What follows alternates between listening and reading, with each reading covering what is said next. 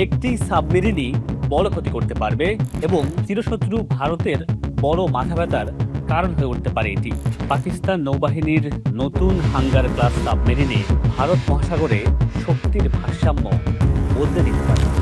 YJ-19 নতুন প্রজন্মের submarine রিপোর্টে বলা হচ্ছে, চীন পাকিস্তান নৌবাহিনীর নতুন হাঙ্গার ক্লাস সাবমেরিনে উন্নত YJ-19 হাইপারসোনিক ক্রুজ মিসাইল যুক্ত করার পরিকল্পনা করছে।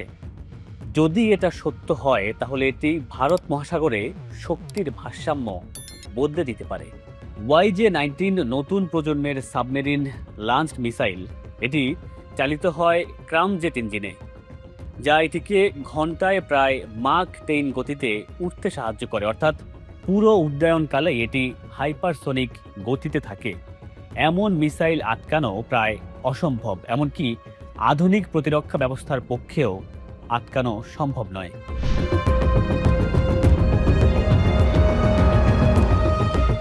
এই মিসাইলটি 533 মিলিমিটার টর্পেডো টিউবের সঙ্গে মানানসই, তাই হাঙ্গর ক্লাসে বড় কোনো পরিবর্তন ছাড়াই এটি লাগানো সম্ভব হতে পারে, যার ফলে পাকিস্তান একসঙ্গে পাবে স্টেলথ, গতি ও দূরপাল্লার মারাত্মক ক্ষমতা।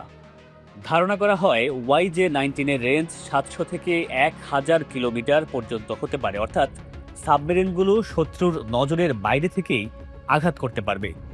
এই সক্ষমতা পেলে পাকিস্তান নৌবাহিনী নিঃশব্দে আরব সাগরে টহল দিতে পারবে এবং যে কোনো সময় শত্রুর জাহাজে দ্রুত হামলা চালাতে পারবে।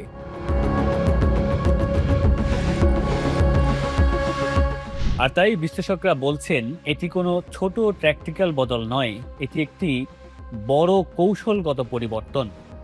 কারণ পাকিস্তান নৌবাহিনী সবসময় সংখ্যায় নয়, তারা স্টেলথ ও নির্ভুলতায় বিশ্বাস করে। আর তাই এই YJ-19 যদি যোগ হয় সেটা এই নীতির সঙ্গে একেবারেই মানানসই। এতে পাকিস্তান যে কোনো বড় শক্তিকে মোকাবেলায় সুবিধা পাবে, অন্য কোনো বড় জাহাজ বা বিমানবাহী রণতরীর উপর নির্ভর করতে হবে না। একটি সাবমেরিনই বড় ক্ষতি করতে পারবে এবং চিরশত্রু ভারতের বড় মাথা ব্যথার কারণ হয়ে উঠতে পারে এটি। কারণ ভারতের ক্যারিয়ার ব্যাটল গ্রুপ সবসময় ঝুঁকিতে থাকবে, তাদের চলাফেরাও সীমিত হতে পারে আরব সাগরে। আরব সাগরে এমন কয়েকটি সাবমেরিন থাকলেই পাকিস্তানের প্রতিরক্ষা অনেক শক্ত হয়ে যাবে। তবে প্রযুক্তিগত দিক থেকে এই প্রকল্পটি কঠিন, কারণ হাইপারসোনিক মিসাইলের জন্য উন্নত ফায়ার কন্ট্রোল সিস্টেম, তাপ সহনশীল লঞ্চ টিউব এবং নির্ভুল লক্ষ্য নির্ধারণ প্রযুক্তি দরকার।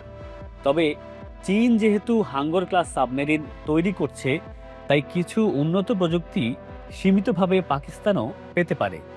যদি YJ-19 সত্যি যুক্ত হয় তাহলে এটি হবে পাকিস্তান নৌবাহিনীর ইতিহাসে সবচেয়ে বড় অগ্রগতি। এতে তাদের প্রতিরক্ষা শুধু উপকূলীয় থাকবে না, বরং ভারত মহাসাগরে তারা হয়ে উঠবে একটি কৌশলগত প্রতিরোধ শক্তি।